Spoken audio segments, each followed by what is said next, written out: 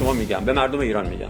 هر آنچه که در مورد Իրանի արտգործնախարարության խոսնակ Էսմայիլ Բաղային բանակցությունների ընթացքի մասին տեղեկությունները որակել է որպես բացարձակ սուտ։ Նա շեշտել է, որ ըստ Պենտագոնի Իրանը երբեք սպառնալիք չի եղել ԱՄՆ-ի համար եւ հեգնանքով հարցրել է, թե իրենք են հրթիռներ ուղարկել Սպիտակ տուն։ Խոսնակը հայտարարել է, որ Թեհրանը թույլ չի տա կեղծ տեղեկություններով խեղաթյուրել իրականությունը։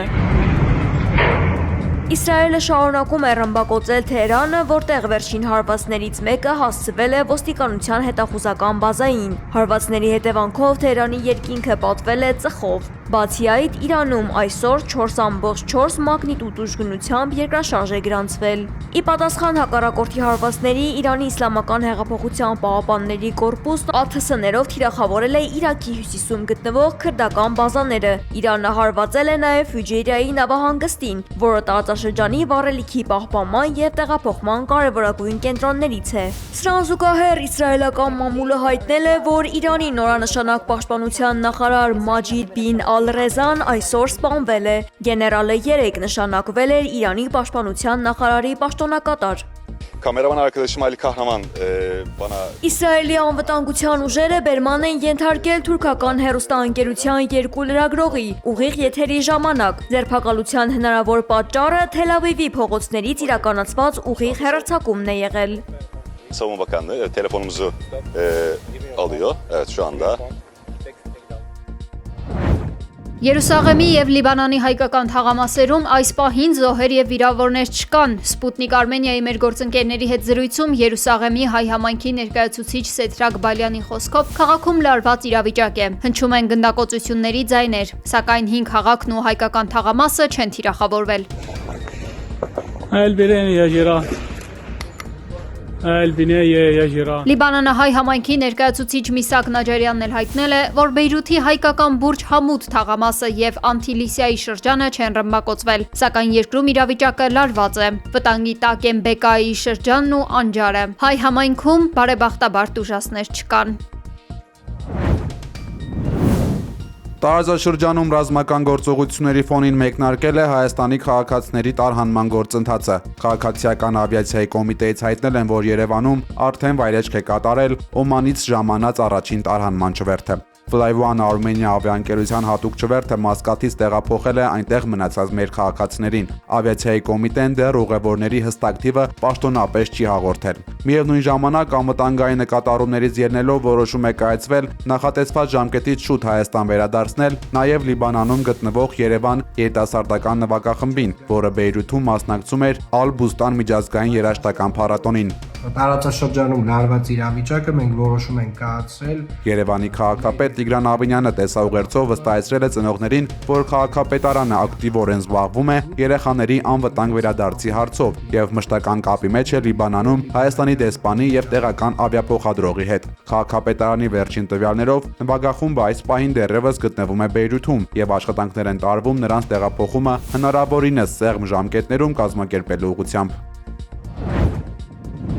Իսրայելի պաշտպանության բանակի ցամաքային ուժերը մտել են Լիբանանի տարածք։ Մռնչացող առյուծ գործողության շրջանակներում իսրայելցի զինվորները գործում են հարավային Լիբանանում եւ տեղակայված են սահմանային գոտու մի քանի կետերում։ Իսրայելի պաշտպանության բանակի տարածած հայտարարության համաձայն զինվորականները աշխատում են երկրի հյուսիսային բնակիչների համար անվտանգային լրացուցիչ շերտ ստեղծելու ուղղությամբ։ Մասնավորապես թիրախային հարվածներ են հասցվում Հեզբոլլահի ահաբեկչական ենթակառուցվածքների դեմ, նպատակ ունենալով չեզոքացնել սպառնալիք եւ կանխել Իսրայելի տարածք ներթափանցման ցանկացած փորձ։ Բեյրութի վրա Իսրայելի իրականացրած առաջին հարվածների հետևանքով ըստ Լիբանանի իշխանությունների զոհվել է ավելի քան 30 մարդ, իսկ մոտ 50-ը ստացել են տարբեր վնասվածքներ։ Տեղական լրատվամիջոցները հաղորդում են, որ զոհվածների թվում է Հեզբոլլահի ղեկավար Մոհամմադ Ռադը։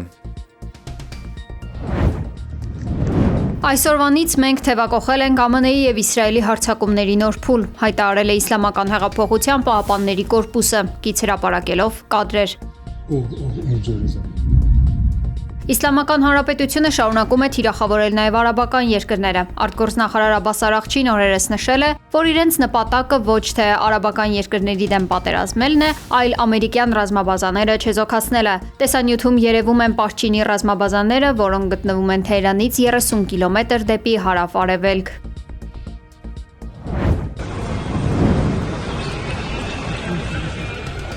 Հարավային Իրանի Մինաբ քաղաքում պայթյունի ձայները ընդհատվում են սգավոր մայրերի ողբով։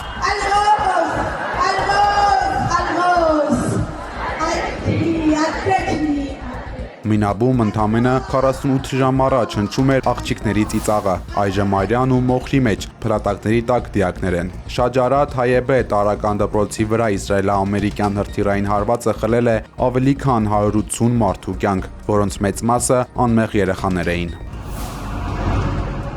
Կիրակի օրը փրկարարական աշխատանքները պաշտոնապես ավարտվել են, սակայն հարազատների համար մղձավանջը նոր է սկսվում։ Երկհարկանի դպրոցի կեսը հավասարվել է հողին։ Կարմիր մահիկի աշխատակիցները փլատակներից դուրս են բերում ոչ թե աշակերտների, այլ նրանց մարմնի մասերը եւ արյունոտված դպրոցական պայուսակներ։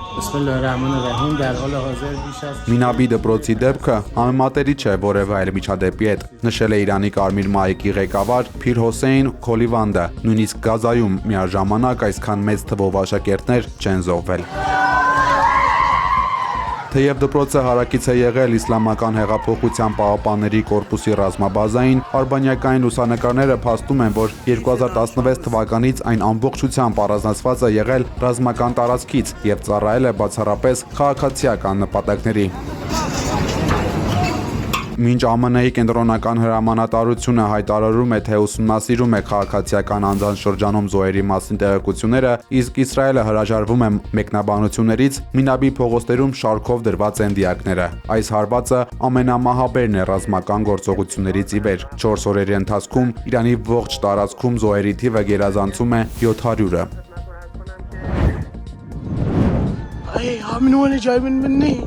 Լուսաբացին Իրանը հարվածել է Դուբայի մոտակայքում գտնվող ավստրալական զորքերի բազային, հայտարարել է Ավստրալիայի պաշտպանության նախարար Մարկ Լեսը։ Իրանի վերնախավը զգուշացրել էր, որ ամերիկյան զորքերին աջակցող յուրաքանչյուր տեխնիկա իրենց թիրախում է, անկախ բոլոր հանգամանքներից։ Իսլամական Հանրապետության հարվածների հետևանքով Բահրեյնում հայտարարվել է օդային հարձակման տագնապ, լսվել են պայթյուններ, հայտնել է Թագավորության ներքին գործերի նախարարությունը։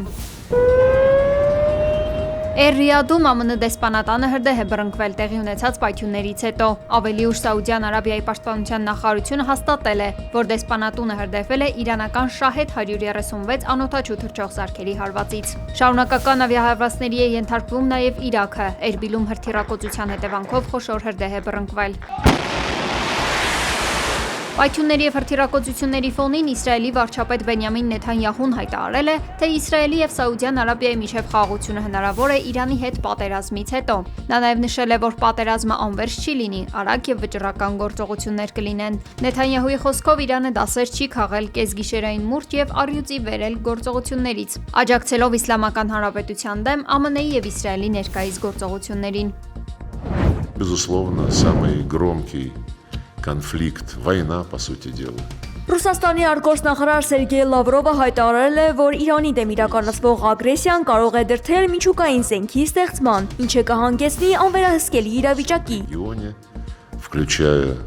арабские страны. Լավրովի խոսքով առայժմ չկան ապացույցներ, որ Իրանը փորձում է նման զենք արտադրել, իսկ ուրանի հարստացումը երկրի իրավունքն է։ Նախարարը նաև նկատել է, որ ԱՄՆ-ի դեմ ՄԱԿ-ը պատժամիջոցներ չի կիրառի, քանի որ ոչ ոք չի համարձակվի նման քայլի դիմել։ Ռուսաստանը պատրաստ է խոսել ԱՄՆ-ի եւ Իսրայելի հետ։ Լավրովը կրկին առաջարկել է անցկացնել Մերձավոր Արևելքի հարցով համաժողով, որն այժմ համարում է ամենահարմար լուծումը։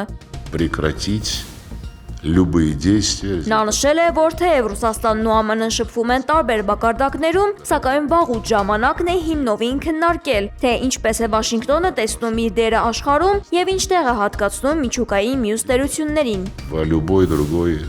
стране Персидского залива в наших